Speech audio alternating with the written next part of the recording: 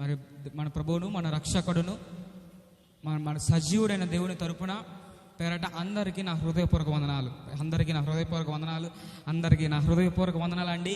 అందరికీ నా హృదయపూర్వక వందనాలు. మన దేవుడు గొప్ప దేవుడు అండి. ఆయన శక్తిమంతుడు, ఆయన జీవము కలిగిన దేవుడు. ఒక్కసారి మనకి అవకాశం ఇచ్చిన దేవాదేవుని బట్టి చప్పట్లు కొడుతూ తండ్రి, చప్పట్లు కొడుతూ తల ఉంచుకున్నట్లయితే ప్రార్థన చేసుకుని వాక్యంలోకి వెళ్దాం. మహాపరిశుద్ధుడా మా యేసయ్యా, మీకు స్తోత్రాలు. గడిచిన కాలం అంతా మీరు రెక్కల చోటున నన్ను మమ్మల్ని కాచి కాపాడిన విధానం బట్టి మీకు స్తోత్రాలు తండ్రి. ఈ రోజున ఇచ్చిన ఈ సమయాన్ని బట్టి మీకు స్తోత్రాలు రాజా. తండ్రి, మానవ స్వరము, మానవ ఆలోచన మీరు లయపరచండి, మీరు కొంతసేపు మరుగుపరచండి రాజా. తండ్రి, మీరు మాట్లాడండి తండ్రి, మీరు మాట్లాడే దేవుడు తండ్రి, మీరు మాతో మాట్లాడుతున్న విధానం మీకు స్తోత్రాలు తండ్రి. మేము నమ్ముచున్నాము రాజా, మనుషులు మాట్లాడితే ఏ ప్రయోజనము లేదు రాజా. మీరు మాట్లాడుతూ తండ్రి, మీరు మాట్లాడుతూ తండ్రి, పనికి మళ్ళీ వాటిని పనికి వచ్చే పాత్రలుగా వాడుకోగలిగిన దేవుడు తండ్రి. మీ మాటల ద్వారా తండ్రి పనికి రాని వాటిని పనికి వచ్చే విధంగా మారుతాయి తండ్రి. మీ మాట తండ్రి, మీరు దయచేసి మాతో మాట్లాడండి రాజా. మీరు దయచేసి మాతో మాట్లాడండి తండ్రి. పరిశుద్ధాత్మ తండ్రి, we are welcoming you heavenly my father తండ్రి, we are welcoming you holy spirit of God. మిమ్మల్ని ఆహ్వానిస్తున్నాం తండ్రి. పరిశుద్ధాత్మ తండ్రి, మీరు మాట్లాడాలి రాజా. మీరు మాట్లాడండి రాజా. మీరు మాట్లాడే ప్రతి ఒక్క బతుకులను, జీవితాలను మీరు మారుస్తున్నారు. మనం మీకు స్తోత్రాలు చెల్లించుకుంటూ నజరేయుడైన యేసు క్రీస్తు నామములో ప్రార్థించి పెట్టుకున్నాం తండ్రి. మరి అందరూ బాగున్నారు కదండి? హల్లెలూయా. మన దేవుడు గొప్ప దేవుడు అని, ఆయన సర్వశక్తిమంతుడు. అయితే మనం ఈ రోజున అనేక మంది క్రైస్తవులు, అనేక మంది దేవుడి బిడ్డలు ఈ యొక్క బైబిల్ గ్రంథాన్ని పట్టుకొని రావడానికి సిగ్గుపడతారండి. అనేక సంఘాలు ఉన్నాయి. సంఘాలు కూడా ఎలాంటి సంఘాలు అంటే బైబిల్ గ్రంథాన్ని, జీవం కలిగిన దేవుని గ్రంథాన్ని పట్టుకోవడానికి చాలా సిగ్గుపడతాయండి. కానీ ఈ రోజున మనం పట్టుకున్న గ్రంథం చాలా గొప్ప గ్రంథం. ఎంత గొప్ప గ్రంథం అంటే ఈ ప్రపంచంలోనే గొప్ప గొప్ప పుస్తకాలు ఉన్నాయి. నేను చదువుతున్నాను. బైబిల్ ఆఫ్ మెడిసిన్ అంటారని ఒక పుస్తకాన్ని, దాన్ని హ్యారిసన్ అంటారు దాన్ని. అది ఆ పుస్తకం చదివితే నువ్వు డాక్టర్ అయిపోయినట్టే. అది మామూలుగా ఉండదు, పెద్ద పెద్ద పుస్తకాలు. ఆ పుస్తకాలు చదివినవాడిని, ఎన్నెన్నో గొప్ప గొప్ప చరిత్రలు కలిగిన పుస్తకాలు చదివినవాడిని, గొప్ప గొప్ప చరిత్ర, గొప్ప గొప్ప రచయితలు, గొప్ప గొప్ప జ్ఞానులు, గొప్ప గొప్ప వారు రాసిన పుస్తకాలు చదివినవాడిని. అన్ని పుస్తకాలు చదివితే ఆ పుస్తకాలు మనం చదవాలేమో, కానీ ఈ పుస్తకం చదివితే ఈ పుస్తకం మనం చదవడం కాదు, ఈ పుస్తకం నన్ను చదువుతుంది. హల్లెలూయా, హల్లెలూయా. ఈ పుస్తకం అలాంటి గొప్ప పుస్తకం అండి. గొప్ప రాసిన పుస్తకాన్ని నేను చదివాను. ఈ బైబిల్ పుస్తకాన్ని నేను చదివాను. బైబిల్ పుస్తకాన్ని ఎలాంటి వాళ్ళు రాశారు అంటే, గొప్ప వాళ్ళు పెద్ద రాయలేదండి. పెద్ద జ్ఞానులు, పెద్ద స్కాలర్స్, పెద్ద టాలెంటెడ్ పీపుల్ రాయలేదు. కానీ ఏ ఎన్నికలేని పాత్రల చేత రచించబడిన గ్రంథం అండి ఈరోజు మనం పూజిస్తున్న గ్రంథం అండి. ఈ లోకంలో ఏదైనా పుస్తకము, ఏదైనా ఈ లోకంలో ఏ వస్తువు ఎక్కువగా అమ్మబడింది అంటే అదే ఈ బైబిల్ గ్రంథము. ఎలాంటి గ్రంథం అంటే ఇది, ఎలాంటి వారి చేత ఈ బైబిల్ గ్రంథం రచించబడిందంటే, ఏ ఎన్నిక లేని వారు, జ్ఞానము లేని వారు, ఇంకా మన భాషలో చెప్పుకోవాలంటే వెర్రి వారి చేత రచించబడింది. కానీ మన దేవుడు గొప్ప దేవుడు కదండి. ఆయన ఎలాంటి దేవుడు తెలుసా? నేను ఇప్పుడు అనడానికి ఇష్టపడతాను.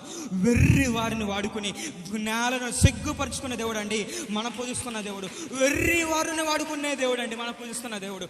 ఈ రోజున వెర్రి వారిని వాడుకునే దేవుడు అండి మనం పూజిస్తున్న దేవుడు. హల్లెలూయా. ఈరోజు జ్ఞానం లేని వాడు అనుకుంటున్నావేమో. జ్ఞానం లేని వాడిని నేను ఒకప్పుడు నా స్నేహితులు నన్ను అన్నారు, జ్ఞానం లేడు వాడని. 10th క్లాస్లో నేను చదువుతున్నప్పుడు నన్ను తీసుకొచ్చి కింద కూర్చోబెట్టేవాళ్ళు. ఎందుకంటే కాలేజ్ అంతా, స్కూల్ అంతా పాస్ అవుతారు, వీడు మాత్రం ఫెయిల్ అయిపోతాడు అని. ఎక్కడికి వెళ్ళినా అక్కడ బ్యాక్ డ్రాప్. ఎదురు కాలేజ్ ఉంది, అక్కడ కూడా బ్యాక్ డ్రాప్. నాకు ఈ కాలేజ్ అంతా నా లైఫ్ ఎలా ఉండేదంటే, సంవత్సరం అంతా డ్రాప్లో ఉండేవాడిని. మరి సంవత్సరం ఎండింగ్లో దేవుడు ఉన్నత స్థితిలో లేపేవాడు నన్ను. హల్లెలూయా.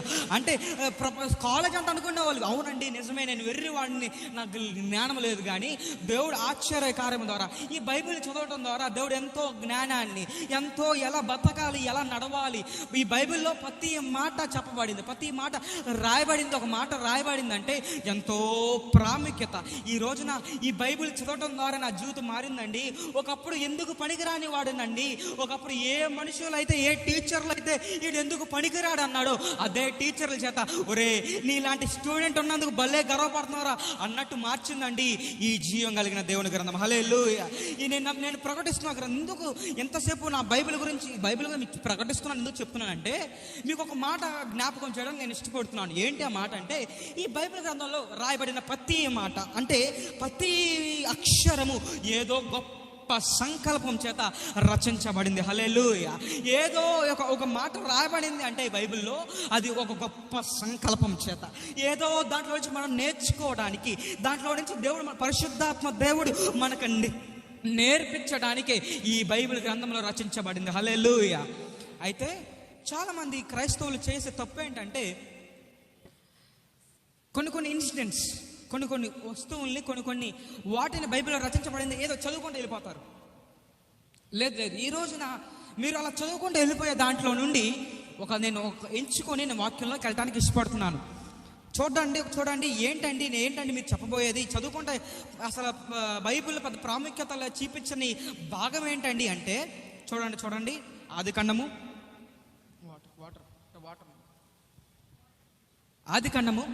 8వ అధ్యాయము 6వ వచనం.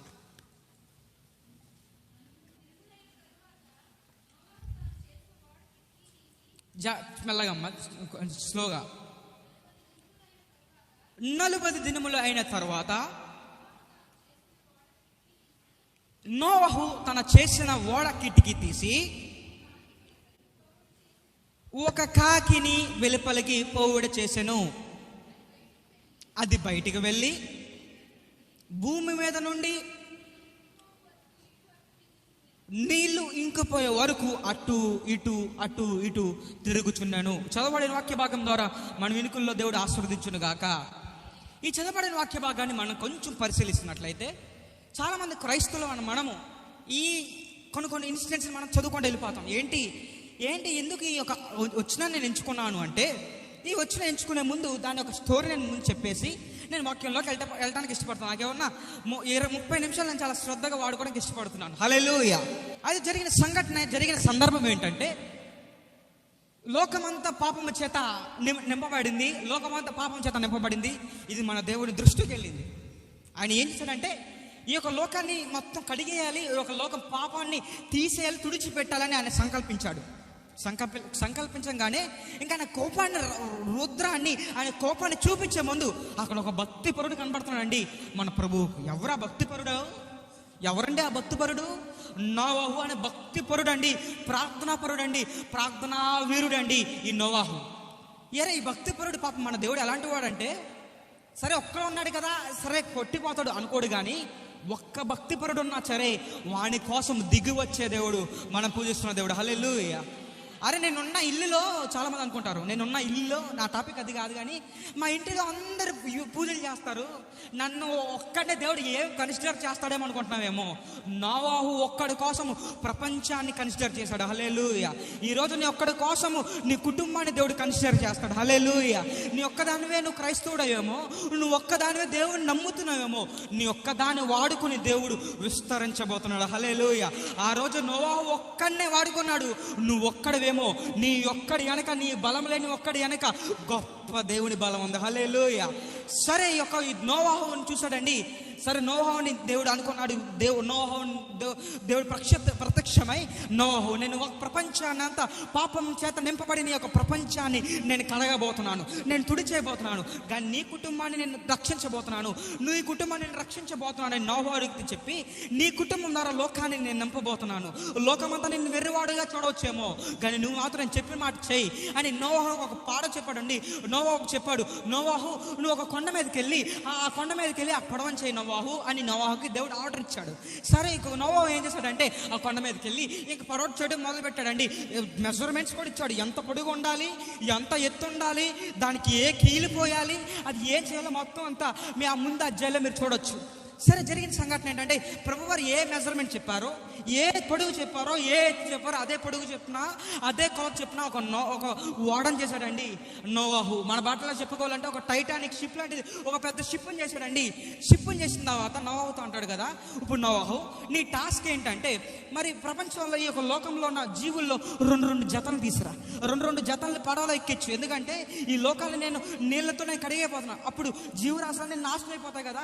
ఈ జీవరాశుల్లో ఒక్కొక్క జీవరాశిని ఎక్కించు, రెండు జతలు మగ ఆడ, సింహంలో మగ ఆడని ఎక్కించు, పులిలో మగ ఆడని ఎక్కించు, ఏనుగులో మగ ఆడని ఎక్కించు, పురుగుల్లో మగ ఆడని ఎక్కించు, ఎలకల్లో మన వంటగదిలో చిరాకు చేసి ఎలకల్లో కూడా 1-2 ఎక్కించు, మరి బొగ్గింకలు 1-2 ఎక్కించు, మగ ఆడని ఎక్కించు అనగానే ప్రతి జీవుల్లో మగ ఆడని ఎక్కించాడండి పడవలో ఈ నోవాహు గారు. జరిగిన సంఘటన ఏంటంటే, ఈ ఎక్కించే ప్రక్రియలో ఒక కాకిని ఎంచుకున్నాడండి. ఒక 2 కాకిల్ని, మగ ఆడని కాకిల్ని ఎక్కించాడండి. కాకులోకి ఎక్కించాడు. కాకులు ఎక్కించిన తర్వాత ప్రకటించాడండి ఈ యొక్క లోకానికి, ఒరే అబ్బాయిలు, దేవుడు యొక్క లోకాన్ని ఆయన కోపంతో రగిలించబోతున్నాడు. ఎవరైనా రక్షణ కావాలంటే రక్షణ పడవలోకి ఎక్కండ్రా రే, రక్షణ పడవలో ఎక్కండ్రా అంటే వెర్రివాడు నోవాహు, పిచ్చోడు నోవాహు. ఈరోజు మా క్రైస్తవ పాస్టర్లని లోకమంతా ఎర్రోళ్ళు అనుకుంటున్నారు కదా. లోకమంతా క్రైస్తవుల్ని, దేవుని పిల్లలని బైబిల్ పట్టుకుని నడుచుకుంటూ వస్తుంటారు, రే ఎర్రోళ్ళరా ఇల్లు అనుకుంటున్నారు కదా. అలాగే నోవాహు కుటుంబాన్ని ఎర్రోళ్ళు, ఈ పాస్టర్ ఎర్రోడు, ఏ పిచ్చోడు, ఏదో ఆత్మ అంట, ఏదో పరిశుద్ధాత్మ అంట, ఏదో జీవం కలిగిన దేవుడు అంట, ఏదో బైబిల్ అంట అని ఎర్రోళ్ళు అంటున్నారు కదా. ఆ రోజు కూడా నోవాహును కూడా అలా ఎర్రోళ్ళు అన్నారండి.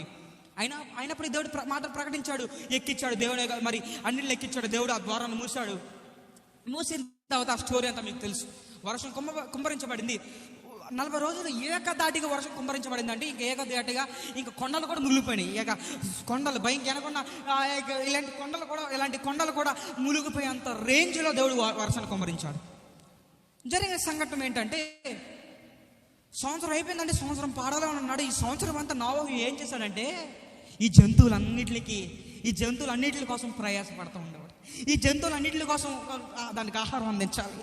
ఇదిగో ఈ కాకి ఆహారం అందించాలి. అదిగో ఈ కాకి టైం ఏంటి, ఈ కాకి రోజుకి ఆహారం అందించాలి. ఇదిగో ఈ కాకి నీళ్ళు అందించాలి అని ఎంతో కాకి కోసం, అంటే ఈ రోజు కాకి కోసం మనం డిస్కస్ చేసుకుంటున్నాం. ఈ కాకి కోసం ఎంతో ప్రయాసపడుతూ, ఈ కాకి కోసం ఎంతో శ్రమ పడుతూ, ఈ కాకి కోసం ఎంతో ఎంతో ఎంతో ఎంతో భారం కలిగి ఉంటూ ఆ కాకిని ఎంతో ప్రయాసతో నడిపిస్తున్నా అండి ఈ కాకిని ఈ నోవాహు.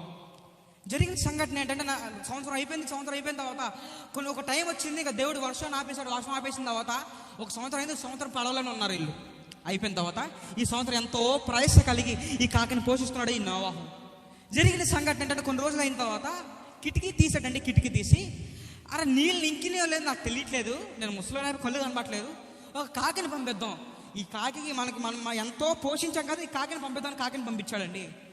ఈ కాకి పంపించిన తర్వాత ఈ కాకి ఎలా ఉండాలి, ఈ కాకి ఎలాంటి బుద్ధి ఉండాలి తెలుసా?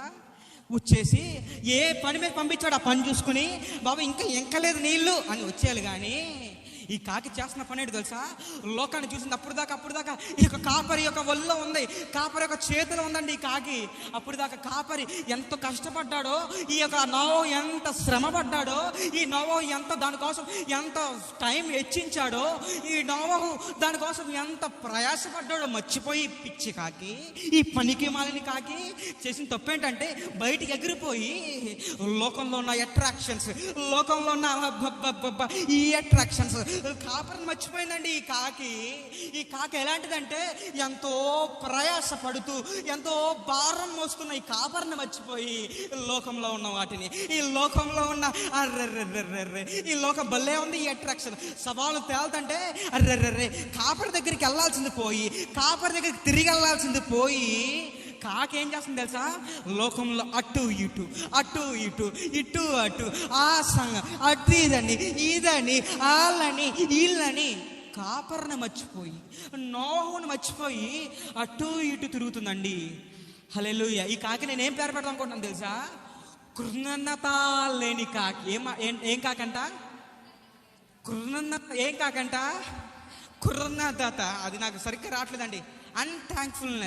థ్యాంక్ఫుల్నెస్ లేని కాకి. ఈ రోజున మీరు నాకు ఒక అప్పు ఇచ్చారండి. మరి ఇక్కడ జ్యోతి గారు ఉన్నారు. జ్యోతి గారు నాకు ఒక 50,000 అప్పిచ్చారు. ఆ 50,000 అడిగాను జ్యోతి గారిని, ఏమంటే సరే బాబు నువ్వు అంత కష్టపడతావు కానీ 50,000 తీసుకొచ్చి పెట్టింది. 50,000 తీసుకుని అని జోబులో పెట్టుకుని వెళ్ళిపోతే జ్యోతి గారికి ఎలా ఉంటుంది? మరొకసారి మళ్ళీ హెల్ప్ చేస్తారంటారా? మళ్ళీ కనీసం థ్యాంక్స్ కూడా చెప్పకుండా, కృతజ్ఞతా భావం లేకుండా జోబులో పెట్టుకుని అని వెళ్ళిపోయి మళ్ళీ అవసరం వచ్చిన అమ్మ జ్యోతి అప్పుడు నేను మళ్ళీ అమ్మగారు జ్యోతి గారు మళ్ళీ 50,000 అవసరమైనాయండి అంటే సాయం చేస్తారంటారా? ఎందుకు? కృతజ్ఞత లేని దేవుడు ఎన్నెన్నెన్నో గొప్ప కార్యాలు చేస్తూ, నీ జీవితంలో ఎన్నెన్నెన్నో మేలులు చేస్తూ, ఎన్నెన్నెన్నో ఆశ్చర్య కార్యాలు చేస్తూ, నీ కోసం ఎంతో ప్రయాసపడి ఆయన నీ పట్ల ఆయన నిన్ను ఎంచుకొని, లోకంలోనే నిన్ను వదిలేయకుండా నిన్ను ఎంచుకొని నీ పట్ల ఎన్నెన్నో గొప్ప కార్యాలు, ఎన్నెన్నో గొప్ప ఆశ్చర్య కార్యాలు చేసిన తర్వాత దేవుని పట్ల కృతజ్ఞత కలిగి ఉంటున్నావు అమ్మా నువ్వు? అమ్మమ్మ లేదండి, ఎవరైనా ఉన్నారు ఇక్కడ మా పట్ల ఏ గొప్ప కార్యం చేయలేదండి మేము దేవుడు నమ్ముకున్న తర్వాత అన్ని నాశనమే అండి అన్న వాళ్ళు ఎవరు ఉన్నారా? లేదండి, మేము నమ్ముకున్న తర్వాత గొప్ప కార్యాలు, ఆశ్చర్య కార్యాలు, మామూలు ఆ కార్యాలు ఈ కార్యాలు కాదండి అన్నవారు చెప్పలు కూడా దేవుడు నమ్మబడతాం. Very good. అందరి లైఫ్లో నా లైఫ్లో అందరి లైఫ్లో గొప్ప కార్యాలు జరిగినాయి. దేవుడు గొప్ప కార్యాలు చేశాడు. ఓకే, నేను దేవుడి కృతజ్ఞత కలిగి ఉన్నావమ్మా? అడుగుతున్నాను ఒక్కసారి కృతజ్ఞత కలిగి ఉన్నావా అమ్మ? ప్రియ బిడ్డ, కృతజ్ఞత కలిగి ఉన్నావా? ఈ కాకి కోసం ఎంత ప్రయాసపడ్డాడున్నావా? సంవత్సరాలు దానికి ఆహారం పెట్టాలి అని, దానికి అది చేయాలని, దానికి ఆహారం అని, దానికి నీళ్ళని, దానికి బట్టలని, దానికి ఆశీర్వాదాన్ని, ఈ ఆశీర్వాదం ఎంతో ప్రయాసపడితే లోకంలో ఉన్న అట్రాక్షన్స్ బట్టి ఇలాంటి వాళ్ళ బాట ఉంటుంది కదా. లోకంలో ఉన్న ఈ దేవుని వదిలేసి, దేవుడు ఇచ్చిన యొక్క సంఘాన్ని వదిలేసి, ఈ కాపరిని వదిలేసి లోకంలో గాలి ఇచ్చి ఒక చోట ఉంటుంది కదా. కీర్తనల గ్రంథం 1వ అధ్యాయంలో ఉంటుంది కదా. వీళ్ళు ఎలాంటి వాళ్ళు తెలుసా? గాలికి చెదరగొట్టు. అబ్బా సూపర్. అబ్బా ఏం చెప్తున్నారండి వాక్యాన్ని? ఎలాంటి వాళ్ళు అంటే వీళ్ళు గాలికి చెదరగొట్టు పట్టువాలే. ఈ రోజున కృతజ్ఞత మర్చిపోయి లోకంలో మా నాన్నగారు అంటారు, మొన్న అన్నారు, తాడు తెంపిన దూడలాగా అటు ఇటు తిరుగుతున్నావా? ఈరోజు దేవునితో మాట్లాడుతున్నాడు. అమ్మా కృతజ్ఞత కలిగి ఉండు. ఎందుకు అంటున్నాడు తెలుసా? ఎంత భక్తి చేసి, ఇన్ని సంవత్సరాలు భక్తి చేస్తూ కృతజ్ఞత లేకుండా మరణించావో నీ ప్లేస్ నరకమే. ఎప్పుడు ఆయన రాకడా, ఎప్పుడు మన పోకడ ఎవరికి తెలియదు. లేదండి ఇన్ని రోజులు నేను గడిపి ఉంటానండి అని చెప్పగలవా? ఎప్పుడు ఆయన రాకడో, ఎప్పుడు నీ పోకడో, ఎప్పుడు నీ పేరు మీద, నీ నొసటి మీద నీ మరణపు డేటు రచించబడిందో నీకు తెలుసా? ఉందండి టైం. అప్పుడు కృతజ్ఞత కలిగి ఉంటామండి. అప్పుడు దాకా ఎంజాయ్ చేస్తూ, అప్పుడు దాకా దేవుడి మీద కృతజ్ఞతా భావం లేకుండా ఎన్నెన్ని గొప్ప కార్యాలండి మీ పట్ల, ఎన్నెన్ని ఆశ్చర్య కార్యాలండి మీ పట్ల. ఆశ్చర్య కార్యాలు పక్కన పెట్టి, గొప్ప కార్యాలు పక్కన పెట్టి లోకంలో గాలికి చెదరగొట్టు పొట్టి వాళ్ళ తిరుగుతున్నామేమో ఆ కృతజ్ఞత లేని కాగవలే. సంఘము దేవుడు ఇచ్చిన కాపరిని మర్చిపోయి, దేవుని మర్చిపోయి, దేవుడు చేసిన మేలే మర్చిపోయి, దేవుడు మనకు అనుగ్రహించిన కాపరిని మర్చిపోయి, కాపరిని కోసం పడుతున్న శ్రమను మర్చిపోయి కృతజ్ఞత లేకుండా తిరుగుతున్నామమ్మా. సంగమా, ఓ దైవ సంగమా, దేవుడి జనాంగమా, ఈరోజు నీ స్థితి ఎలా ఉంది? కృతజ్ఞత లేని స్థితి. దేవుని యొక్క కాపరిని నోవాకు అప్పగిచ్చాడండి. ఈ కాకిలన్నింటినీ కాపరిని మర్చిపోయిందండి. ప్రతిరోజు ఈ కాకి ప్రతిరోజు ఈ 12 ఈ టైం కల్లా ఈ యొక్క కాకి భోజనం పెట్టాలి, ఈ కాకి జీవాహారం పెట్టాలని ఈ కాపరి ఈ ప్రయాసపడుతున్న ఈ కాపరిని మర్చిపోయిందండి. కృతజ్ఞత లేని కాకి ఎంత ప్రయాసపడ్డాడో నోవాహు. అరే ఈ టైం కల్లా ఆ కాకి అన్నం పెట్టాలి, కాకే కదా తూ అని వదిలేదు కానీ, కాకే కదా అని కాండ్ర చుమ్మేలేదు కానీ, కాకి నేను అన్నం పెట్టాలి, కాకి ఈ టైం కల్లా అన్నం పెట్టాలి. ఎంతో ప్రయాస, ఎంతో భారం కలిగి ఉన్న కాపరిని విడిచి వెళ్ళిపోయిందండి. కృతజ్ఞత లేని కాకి.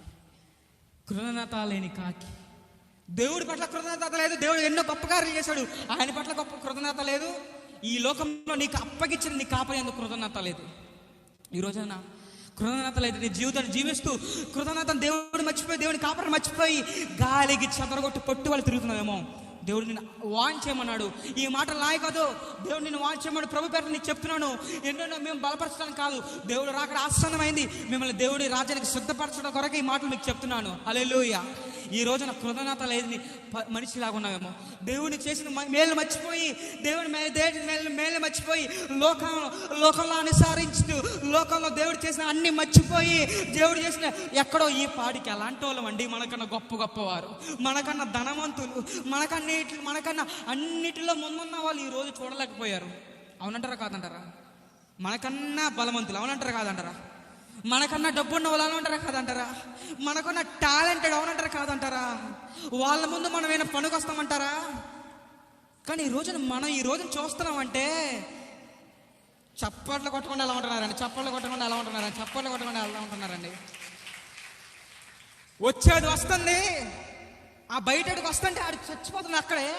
అదే నీకు వస్తుంటే ఏ మాత్రం హాని చేయకుండా, నీ కుడి పక్కన 1000 మంది పడినను, నీ ఎడ పక్కన 10,000 మంది పడినను, ఏ హాని నీ కలగదు, ఏ అపాయములకు తాకదు అన్న దేవుడిని మర్చిపోతున్నావా? అన్న కాపాడిన దేవుడిని, అలా రక్షించిన దేవుడిని మర్చిపోతున్నావా? ఓ సహోదరుడా, సహోదరి, నేను చూశాను ఎందెందో గొప్పవారిని, ఎందెన్నో డబ్బు కలిగిన వారిని, ఎందెన్నో ఆస్తి కలిగిన వారిని నేను చూశాను నా కళ్ళ ముందు. నేను మా దగ్గరికి వచ్చేదండి, మా మెడికల్ స్టూడెంట్స్కి డాక్టర్లు ఎవరు పోస్ట్ మార్టం చేయరు, స్టూడెంట్స్ మేము చేయాలి. డెడ్ బాడీ మా దగ్గర తీసుకొచ్చేసి వాళ్ళు మాకు ప్రాక్టీస్ అది. వాళ్ళు ఎంతెంత గొప్పవారో, ఎంతెంత డబ్బు ఉన్నవారో నా కళ్ళ ముందు మా సీనియర్స్ కాస్తా ఉండేవాళ్ళు. ఎంత గొప్పవాడైనా, ఎంత ధనవంతుడైనా, ఎంత పేదవాడైనా అక్కడ చివరికి రావాల్సింది అక్కడికే. ఈ రోజున ప్రియ సోదర సహోదరి, నిన్ను దేవుడు బ్రతికిచ్చాడంటే దానికి దేవుడు కృతజ్ఞత కలిగి ఉన్నావా? ఈ కృతజ్ఞత కలిగి ఉన్నావా? దేవుడు నీకు అప్పగిచ్చిన, నీ మీద బాధ్యతగా ఉంచిన నీ కాపరి యందు నువ్వు కృతజ్ఞత కలిగి ఉన్నావా? నమ్మకం కలిగి ఉన్నావా? లేదా ఇన్ని రోజులు లేవా? మారదాం. నాకున్న సమయం అయిపోతుంది. చెప్పమంటారా ముగిచ్చామంటారా? మొదటి రాజుల గ్రంథము 17వ అధ్యాయము 4వ వచనం చూడండి. ఇక్కడ ఇంకొక కాకిని మీకు పరిచయం చేస్తున్నాను. ఇందాక ఒక కాకిని పరిచయం చేశాను, అది కృతజ్ఞత లేని కాకి. ఇక్కడ ఒక కాకిని పరిచయం చేస్తున్నాను. చూడండి మొదటి రాజు గ్రంథం అందరూ చూడండి 17వ అధ్యాయము 4వ వచనం చూడండి. 17వ అధ్యాయం 4వ వచనం చూడండి. పరిశుద్ధాత్మ మీకు స్తోత్రము. ఆ వాగు నీళ్ళు నీవు త్రాగుదువు, అచ్చట నీకు ఆహారం తెచ్చినట్లు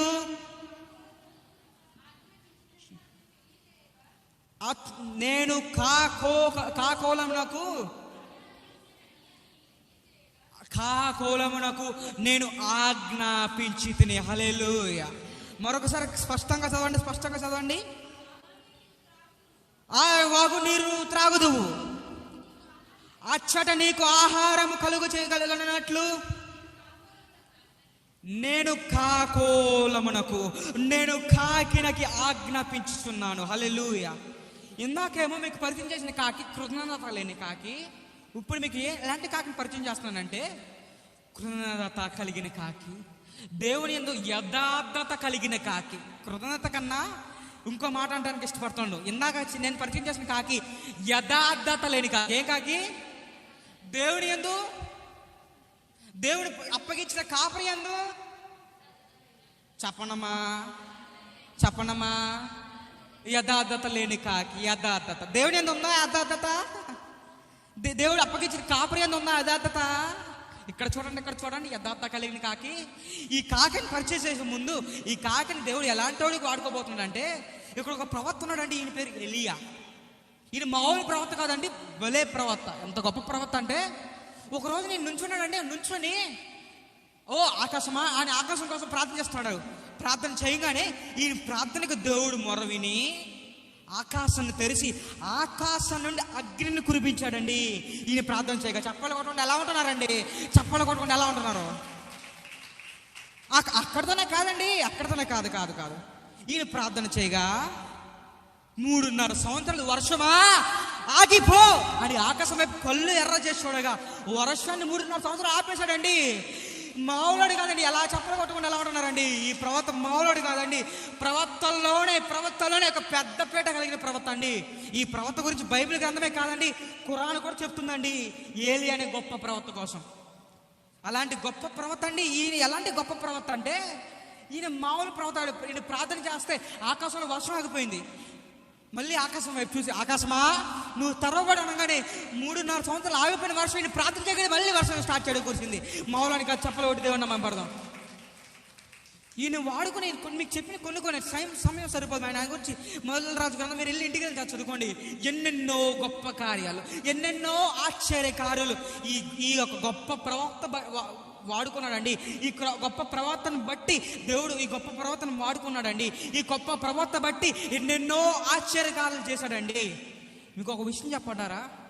ఎంత గొప్ప ప్రవక్త అయినా, ఎంత గొప్ప పాస్టర్ గారైనా, ఎంత గొప్ప యాజకుడైనా, ఈ యాజకుడికి మరి సేవ చేయడానికి ఇంకో కాకిని వాడుకున్నాడండి దేవుడు. చెప్పలు కూడా దేవనామ పడదామండి, చెప్పలు కూడా దేవనామ పడదామండి. ఎంత గొప్ప పాస్టర్ గారు, ఎంత గొప్ప ప్రవక్త. లేదు ఇంత గొప్ప ప్రవక్తని కూడా పోషించడానికి, ఎంత గొప్ప యాజకుడిని కూడా ఈ యొక్క ప్రకృతిని చేతుల్లో పెట్టుకుని శాసించిన ఎంత గొప్ప ప్రవక్తని పోషించడానికి ఒక కాకిని, ఎన్నికలేని కాకిని, పనికి రాని కాకిని, పనికి మాలిన కాకిని, లోకమంతా రాలిచ్చి కొట్టిన కాకిని వాడుకున్నాడండి మన ప్రభువైన దేవుడు. చెప్పలు కూడా దేవనామ పడతాం, చెప్పలు కూడా దేవనామ పడతాం. ఈయన వర్షింపుకున్నట్లు ఆయన ప్రార్థన చేశాడండి. ఏలియా, ఈ ఒక వాగు దగ్గరికి వెళ్ళు, ఆ వాగు దగ్గర నీళ్ళు తాగు, నిన్ను ఒక కాకి నేను ఆజ్ఞాపిస్తున్నాను. ఈ కాక ప్రతిరోజు టైము నీకు వచ్చి తీసుకొచ్చేసి మాంసం మొక్క పెట్టేస్తుంది. ఇంత మాంసం మొక్క పెట్టేస్తుంది. నువ్వు దాన్ని నీట్గా తినేసి ఆ నీళ్ళు తాగేసి ఎంజాయ్ చేయి. అలాగా ఏలియాకి దేవుడు చెప్పాడండి. కాకి ఎక్కడన్నా మాంసం తీసుకురావడం సాధ్యం అంటారా? కాకి చెప్పండి అమ్మా. కాకిలు చాలా మంచి కాకిలు తీసుకొచ్చి మీరు ఇంట్లోనే కూర్చుంటే మీకు అన్ని తీసుకొచ్చి పెడతాయి కదా, వాలంటీర్తో సహా. వాలంటీర్ చేయని పని కూడా, కందిపప్పు, పంచదార, బియ్యం అన్నీ కాకి తీసుకొచ్చి పెడతాది కదా మీకు. చెప్పరేంటమ్మా? కాకి ఎలాంటిదండి? ఏమైనా మాంసం మొక్క తీసుకొచ్చి పెడతాది అంటారా? కాకిని చూస్తేనే మనకి వెంపరం ఎత్తాద్ది. అవునంటారా కాదంటారా? వెంపరం ఎత్తాద్ది, చిరాకు వచ్చేద్ది. భలే అందంగా ఉంటుంది అంటారా కాకి? భలే బాగుంటుంది కదా కాకి. భలే పెంచుకుంటాం కదా కాకిల్ని. మరి మామైతే పెంచుకో, ఇక్కడ మంచి కాకి ఇక్కడ పెంచుకుంటారమ్మా మీరు? Very good. అయితే జరిగిన సంఘటన ఏంటంటే, దేవుడు అలాంటి పనికి మాలిన కాకిని, ఎన్నిక లేని కాకిని, ఎందుకు పనికి రాని కాకిని, ఏ ఎన్నిక లేని కాకిని, కుటుంబం అంతా తోసేసిన కాకిని, ఎందుకు పనికి రాని కాకిని గొప్ప వాటికి వాడుకున్నాడండి. చప్పట్ల కొట్టి దేవుడు గొప్ప వాడిని. ఈ రోజు నాకు ఎన్నిక టాలెంట్ లేదు, ఎందుకు పనికి రాని వాడిని వాడుకుంటున్నామో. ఈ రోజు నువ్వు యథార్థత కలిగి ఉంటే నిన్ను ఆయన వాడుకోబోతున్నాడు. ఆయన ఎలాంటి దేవుడు అంటే, డాక్టర్లో బ్రెయిన్ మరి స్పెషలిస్ట్, న్యూరాలజిస్ట్ అని, గుండెకి స్పెషలిస్ట్, కార్డియాలజిస్ట్ అని, కిడ్నీ స్పెషలిస్ట్, నెఫ్రాలజిస్ట్ అని స్పెషలిస్ట్ అన్నట్టు నా దేవుడు దేంట్లో స్పెషలిస్ట్ తెలుసా? నేను పూజిస్తున్న దేవుడు ఏ స్పెషలిస్ట్ తెలుసా?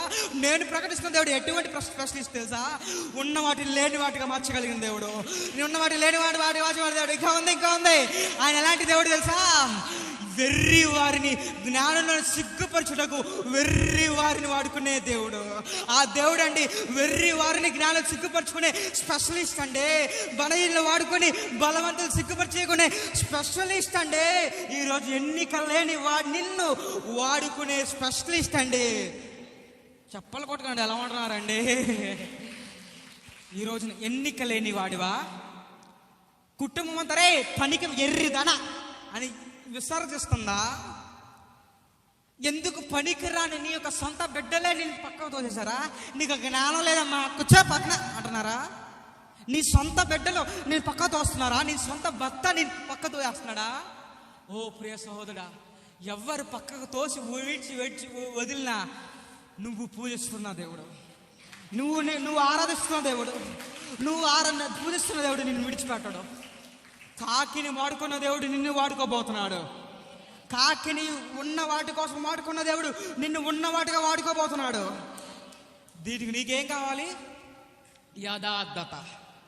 కాకి కష్టమే మాసం ఒక తీసుకురావటం. కాకి కష్టమే అమ్మా. దేవుడికి మనకు కూడా చెప్పాడు, నీ భాగం నువ్వు ఇవ్వాల్సిన దేవుడికి ఇవ్వమని. ఇది చెప్పలేదా? ఏ భాగం అమ్మా అది? కష్టమే. అవునండి, కష్టమే. మేము ఎంతో రెక్కలు చేసుకుని మరి పెట్టుకుని పుడతామండి. మేము ఎంతో కష్టం. ఎందుకంటే చర్చికి మేము తగలయ్యాలి అంటారేమో. దేవుడికి ఇవ్వాలి. హల్లెలూయా. దేవుడిది మీరు ఎప్పుడు పాస్టర్ గారికి ఇస్తున్నాం, పాస్టర్ గారికి ఇస్తున్నాం అనుకోకూడదు. మీరు ఏమనుకోవాలి తెలుసా? జీవము కలిగిన దేవుడికి, ఈ భూ ప్రపంచాన్ని సృజించిన దేవునికి. నేను ఈ మనుషులకి కాదు, ఈ యొక్క మందిరాన్ని తుడుస్తున్నావా, ఈ దేవుడికి కాదు, ఈ మందిరానికి నేను చేస్తుంది. నేను జీవము కలిగిన దేవునికి. నేను డబ్బులని ఎక్కడ కూడగొట్టుకున్నాను తెలుసా? యుగములు పరలోక రాజ్యంలో కూడగొట్టుకున్నాను. హల్లెలూయా. ఈరోజు నా ప్రియ సంగమా, ఇవ్వడానికి కష్టమైపోతుందేమో. ఈరోజు నువ్వు దేవుడికి మాకు మీరు ఇవ్వబడిన ఇచ్చినా మాకు ఫరక్ పడదు. ఎందుకు తెలుసా? మమ్మల్ని పోషించేవాడు మా దేవుడు. ఈ రోజున మీరు పోషించబడాలంటే ఒక ఉదాహరణ చెప్పండి ఆపమంటారా?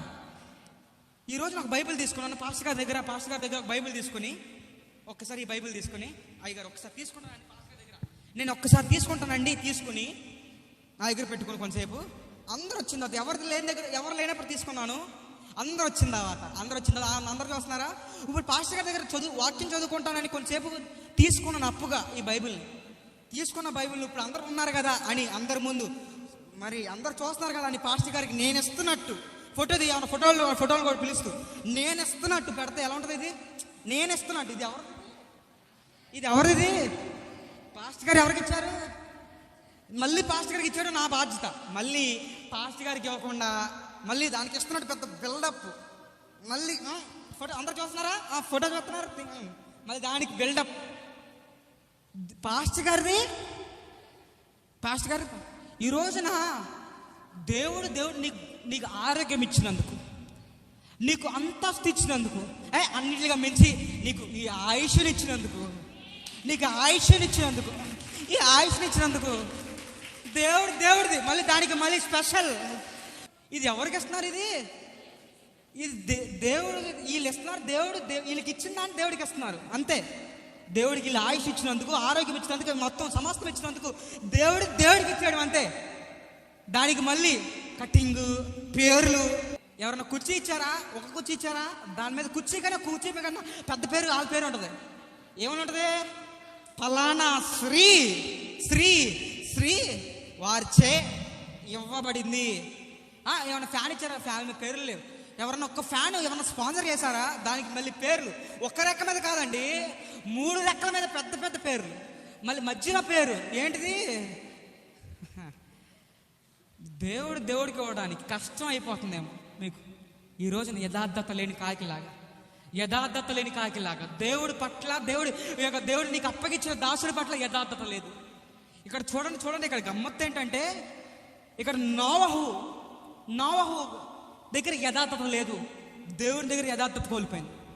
ఇక్కడ ఏలియా దగ్గర యథార్థత కాపాడుకుంది, దేవుడి దగ్గర యథార్థత కాపాడుకుంది. ఆగండి. ఈరోజు మీకు దేవుడు అప్పగించిన దేవుని సేవకుడి యందు మీరు యథార్థత కాపాడుకోలేదో, దేవుడి దగ్గర యథార్థత కాపాడుకున్నట్లే. మీరు దేవుడి సేవకుని దగ్గర యథార్థత కాపాడుకున్నారో, ఎవరి దగ్గర కాపాడుకున్నారు? జీవము కలిగిన దేవుడి దగ్గర. ఈరోజు 2 కాకులు మీ ముందు పెట్టాను. ఒకటి యథార్థత లేని కాకి కోసం ఎంత ప్రయాసపడు.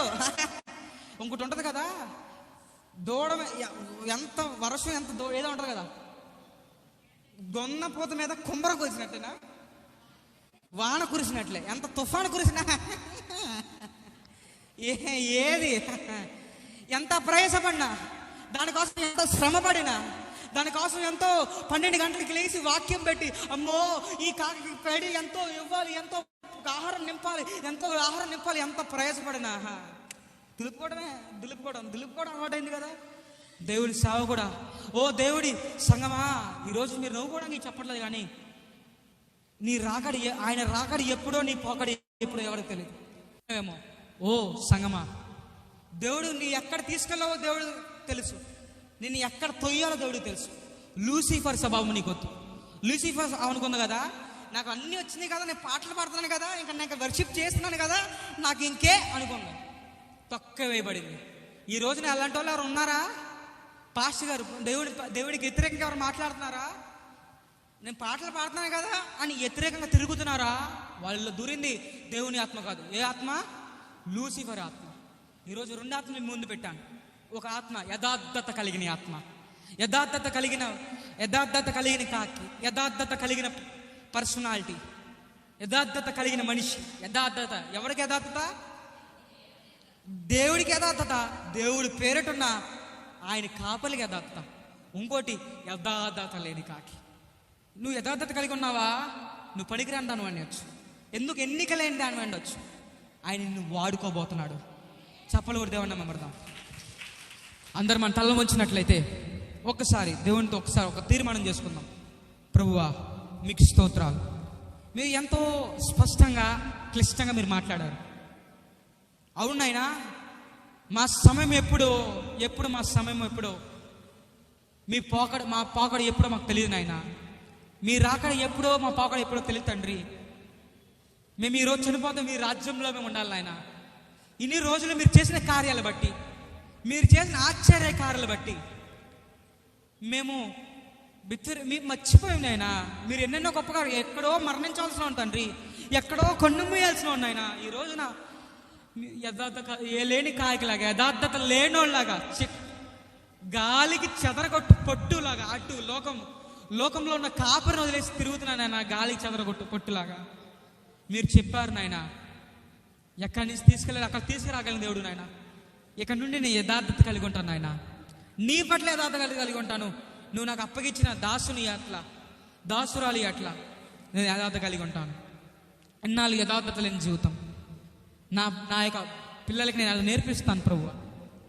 యథార్థత లేని జీవితం మాకు వద్దు నాయన. దయచేసి ఎవరు యథార్థత లేని బతుకులు జీవించి శాపాన్ని కొని తెచ్చుకోవద్దు. దేవుని దాసుని యొక్క కన్నీరు మీకు శాపంగా మారకూడదు. మీ పిల్లలకి శాపంగా మారుతున్నది, మీ పిల్లలు కొట్టేస్తున్నది. జాగ్రత్త. నేను ఏదో నాకు వయసు లేకపోవచ్చేమో, కానీ ఎన్నెన్నో అనుభవాల ద్వారా దేవుడు నన్ను నడిపించాడు. ఎంతమంది నన్ను చూశాను. ఈరోజు ఎవ్వరు అలాంటి శాపానికి లోనవ్వకూడదనే ఈ మాటలు మీకు చెప్తున్నాను. దేవుడి దాసురాలు యొక్క కన్నీరు మీకు శాపంగా మారకూడదు. మారదాం. యథార్థత లేని జీవితం జీవించొద్దు. యథార్థత లేని బతుకును బతకొద్దు మనం. యథార్థత లేని కాకిలాగా, యథార్థత దేవుడు దూడలాగా, తాడు తెప్పుకున్న దూడలాగా లోకం చుట్టూ గాలికి చెదరగొట్టు పట్టు వాళ్ళే ఆయన రోషంగా అంటున్నాడు కదా. దుష్టులు అలా ఉండక్క, దుష్టులు గాలికి చెదరు అలాగే లోకం చుట్టూ తిరుగుతున్నారా దుష్టులు. వాళ్ళు అలా ఉండొద్దు. యథార్థత కలిగి ఉందాం.